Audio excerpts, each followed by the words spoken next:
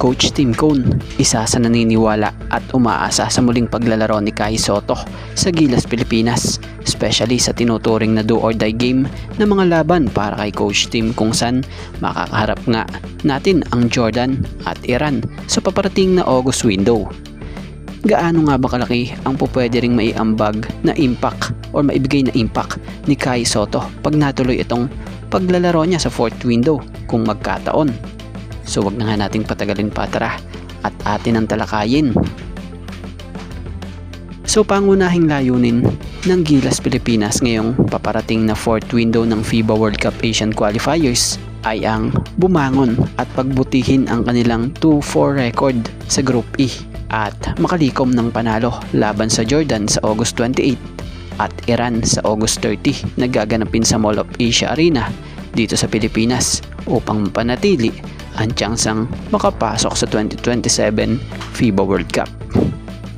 Kabilang sa layunin at hamon sa Gilas ay ang pag-ahon sa standings. So galing sa talo at may hawak na 2-4 record ang Gilas, kailangan ng koponan ang mga panalo upang umangat sa ranggo sa ikalawang yugto ng qualifiers. So ang laban nga ng Gilas laban sa Jordan at Iran ay maaaring maging crucial para sa Gilas, pero pwede nilang magamit ang home court advantage para mapalakas ang kanilang tiwala sa sarili at maging inspirado sa bawat laro. So paghahanda, panigurado ang itotodo na nitong si Coach Tim Cone sa abot ng kanyang makakaya at pipiliin ang nakikita nilang karapat-dapat na ibangga sa mga players na mga dayo, dahil bahagi ito ng paghahanda para sa malaking layunin ng Gilas para sa pangarap na makapasok sa 2028 Olympics. Pero syempre ngayon talagang focus muna sila para makakuha ng spot sa World Cup. So dito tayo sa lumabas ngang balita. Tila pagsubok nga talaga ito para kay Coach Tim at sa Gilas Pilipinas, dahil para kay Coach Tim do or die game na nga po itong August window. Bukod dyan tila may aberya pa nga sa ating frontcourt, kagaya ni QMB na siyang balita ay minomonitor pa ang recovery nito. Matatanda ang si QMB ay nagre-recover mula sa hernia surgery, and this is status for the August qualifying window remains uncertain. So ibig sabihin hindi pa sigurado. So about pa sa isa pa nga pong big man na si Mike Phillips, una na nga itong napabalitang hindi makakalaro sa August window dahil sa personal na rason, kung saan magbe-bestman nga siya sa kasal ng kanyang kapatid na si Ben na close nga sa kanya. Kaya naman tila ngayon umaasa si Coach Tim na sa kabila ng lahat sana umano raw makasama muli nila ito sa Gilas.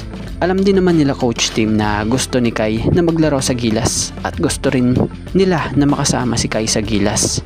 Pero ang isa nga sa talagang tinitingnan nila dito yung schedule ni Kai, na alam naman nating napabalita nang maglalaro muli ito sa US para sa pag-abot ng kanyang pangarap.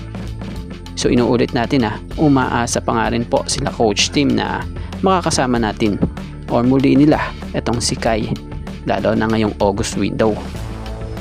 So alam nyo ba kung gaano kalaking impact ang kaya mabigay ni Kai Sotto sa Gilas Pilipinas pag ito'y naglaro muli?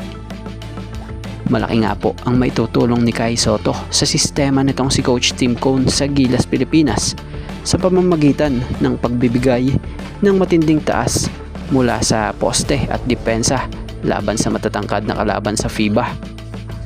Ayan nga, kung may Kai Sotto sa lineup, rim protection and rebounding ang pangunahin niyang maitutulong sa team gamit ang haba or size nito na isang 7'3". Passing and decision making, epektibo siya na gumana sa high post o low post para magbigay ng pasa sa mga pumapasok na shooters at cutters.